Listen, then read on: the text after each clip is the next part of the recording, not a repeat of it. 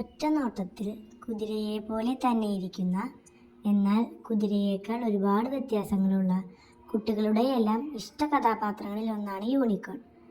നീലിയോ വയലറ്റോ നിറമുള്ള കണ്ണുകൾ, നെറ്റിയുടെ നടുക്ക് ഒരൊറ്റ കൊമ്പ് മാത്രമുള്ള നിരവധി കഥകളിലെ ഇല്ലാത്ത ഒരു ജീവി. ഇതിൻ്റെ കൊമ്പിന് ഔഷധഗുണമുണ്ടെന്നും അസുഖങ്ങൾ മാറ്റാമെന്നും മുറിവുണക്കാനും വിഷബാധ ഒഴിവാക്കാനുമൊക്കെ കഴിവുണ്ടെന്നുമായിരുന്നു പണ്ടത്തെ വിശ്വാസങ്ങൾ. വാൾറസിൻ്റെയും മറ്റും കൊമ്പെടുത്തു പൊടിച്ച് യൂറോപ്പിൽ ചിലർ യൂണിക്കോൺ കൊമ്പിൻ്റെ പൊടിയാണെന്ന് പറഞ്ഞ് മരുന്നായി വിറ്റിരുന്നു അത്രേ.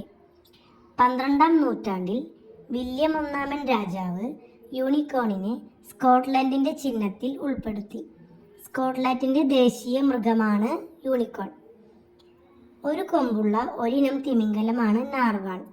ചിലപ്പോഴൊക്കെ തീരെ തടിയുന്ന നാർവാളിൻ്റെ കൊമ്പ് കണ്ട് പലരും യൂണിക്കോൺ കൊമ്പാണെന്ന് തെറ്റിദ്ധരിച്ചിരുന്നു. ഒരിക്കൽ മാർട്ടിൻ ഫ്രോബിഷർ എന്ന ഒരു സഞ്ചാരി ഇങ്ങനെയൊരു കൊമ്പ് ഇംഗ്ലണ്ടിലെ 1-ാം എലിസബത്ത് രാജ്ഞിക്ക് കാഴ്ചവെച്ചു. നാർവാളിൻ്റെ കൊമ്പാണെന്ന് തിരിച്ചറിയാതെ രാജ്ഞി അത് ഒരുപാട് കാലം സൂക്ഷിച്ചു വെക്കുകയും ചെയ്തു. യൂണിക്കോൺ കൂട്ടത്തെ ബ്ലെസ്സിംഗ് എന്നും കുഞ്ഞു യൂണിക്കോണിനെ സ്പാർക്കിൾ എന്നുമാണ് പറയുന്നത്. കൊമ്പിനെ ആലിക്കോൺ എന്നും. യൂണിക്കോണിനെ ഇഷ്ടപ്പെടുന്നവരുടെ മാജിക്കൽ യൂണിക്കോൺ സൊസൈറ്റി എന്ന സൊസൈറ്റി അവരുടെ വെബ്സൈറ്റിൽ ഇങ്ങനെയാണ് പറഞ്ഞത്: കണ്ടെത്താൻ ബുദ്ധിമുട്ടുള്ളതിനാൽ യൂണിക്കോണുകൾ ശരിക്കും ഇല്ല എന്നാണ് പലരുടെ വിശ്വാസമെന്ന്.